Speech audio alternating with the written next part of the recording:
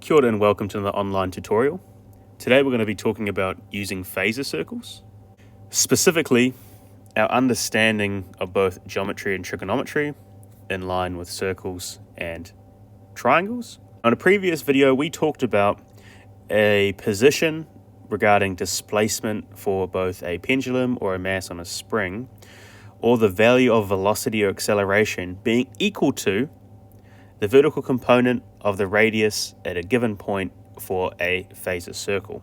With that in mind, and thinking how, we also discussed that velocity, acceleration, and displacement are all out of phase with each other, as shown here, okay, with our displacement labeled as our radius, our velocity, and our acceleration.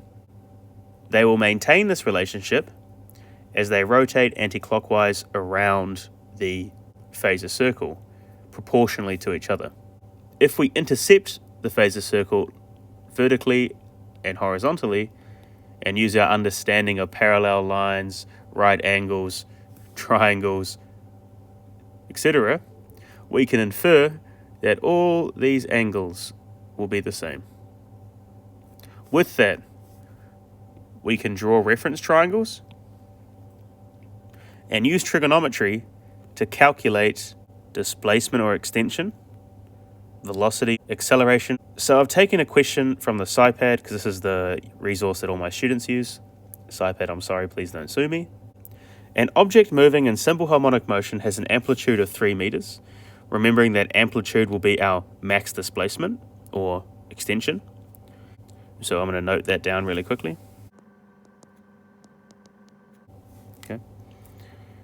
And a period of 3.5 seconds, which I'm also going to note down. Okay. Calculate the displacement, velocity, and angular acceleration after having turned through, 225 degrees. So we know our theta is going to be 225 degrees. Remembering that we turn anti-clockwise. Timing began when velocity was a positive maximum, meaning that our displacement was at our equilibrium, as shown in our diagram here at t0. So we're going to start with displacement using our equation here. Y equals our radius, which for us will be our amplitude or maximum displacement, sine theta. Okay, pretty simple. We're going to plug and chug. So I say y equals r sine theta, which for us will be 3.0 sine 225, okay, equals negative 2.1213, okay, equals negative 2.1 meters. Okay. Now, don't stress by the negative. The negative only indicates its position regarding its oscillation. Now we're going to calculate velocity. This one's a bit harder because we're going to have to use our understanding of circular motion, okay, or translational motion of a circle to calculate our velocity max, and then use that to calculate our velocity. So we're going to start off with our equation. V equals V max cosine theta, which for us is 225. Now, we need our velocity max, okay?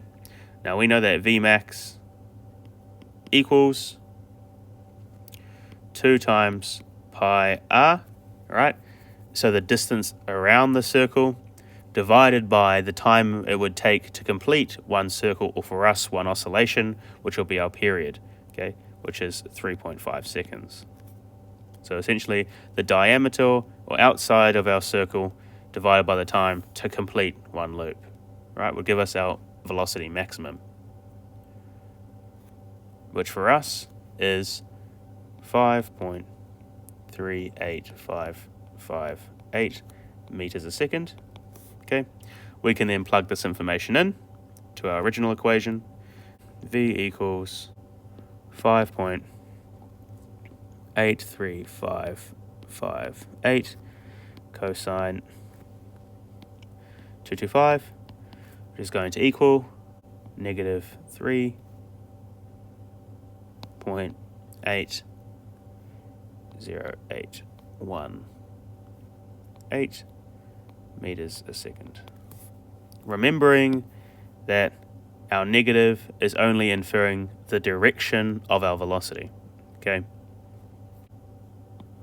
Last but not least, we're going to calculate our acceleration.